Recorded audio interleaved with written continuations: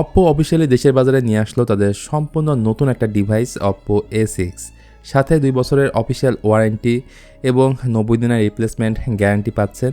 আর ফোনটি পাওয়া যাবে মোট 2টি ভেরিয়েন্টে, 6128 এবং 8128।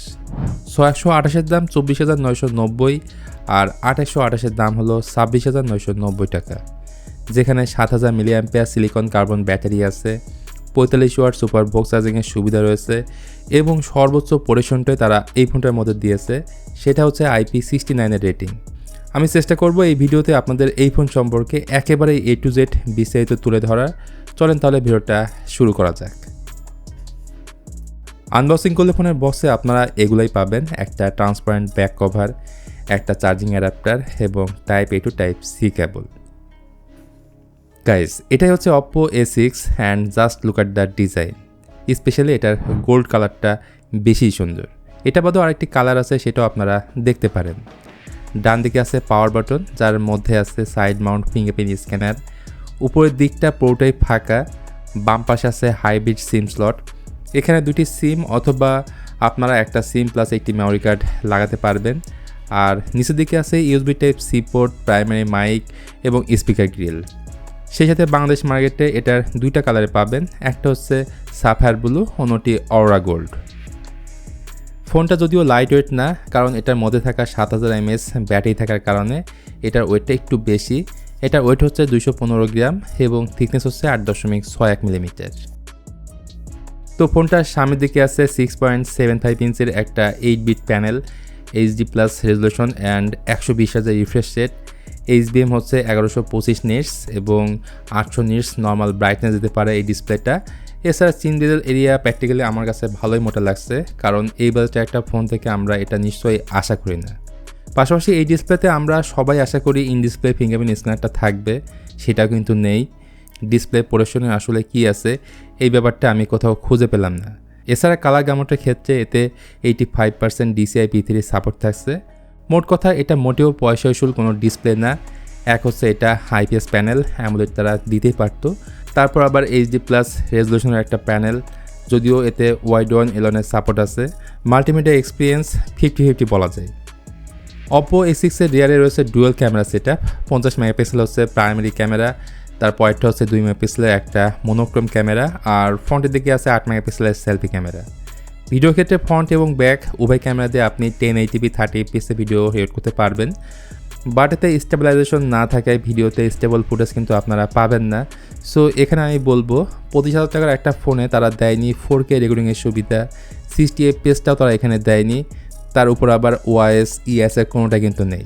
বাদবাকি ক্যামেরা রেজাল্ট আমার কাছে মোটামুটি লাগছে, মানে দিনের আলোয় যখন ছবি তুলবেন তখন ছবির কোয়ালিটি বেশ ভালোই লাগবে, বাট রাতের বেলায় থাকছে পুরোটাই উল্টা।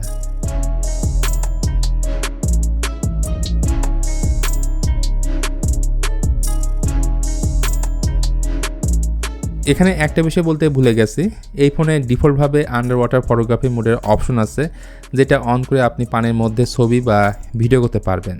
এই ব্যাপারটা আমার কাছে বেশ ভালো লাগছে। তো সফটওয়্যার সেকশনে OPPOর এই ফোনটা রান করছে ColorOS 15 বেসড অন Android 15-এ। বাংলাদেশে 2টা ভেরিয়েন্টে এই ফোনটা পাওয়া যাচ্ছে, 6128 এবং 8128।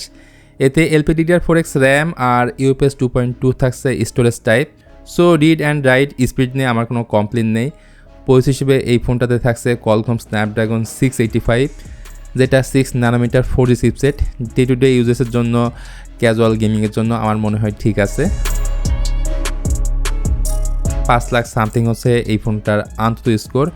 আর এই ফোনটা যেন ওভার রেটিং না হয় তার জন্য এতে ব্যবহার করা হয়েছে একটা মিডিয়াম সাইজের 3900 mm² ভ্যাপার কুলিং চেম্বার।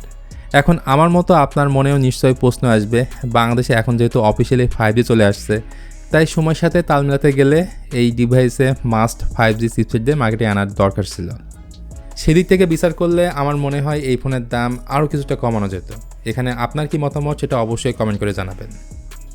যদিও OPPO দিচ্ছে 60 মাসের ফ্লুয়েন্সি পরিশনের নিশ্চয়তা, তার মানে হলো OPPO A6 থেকে কমপক্ষে 60 মাস ব্যবহার করার পরেও কোনো ধরনের ল্যাগ ছাড়াই দারুণ অভিজ্ঞতা পাবেন এই ফোনটা থেকে।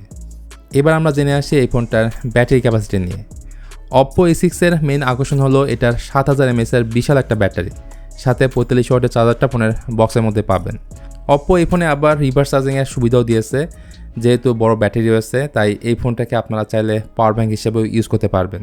তাছাড়া অপ্পো ক্লেম করছে 5 বছর পর্যন্ত এই ফোনটার ব্যাটারি হেলথ 80%-এর নিচে আসবে না।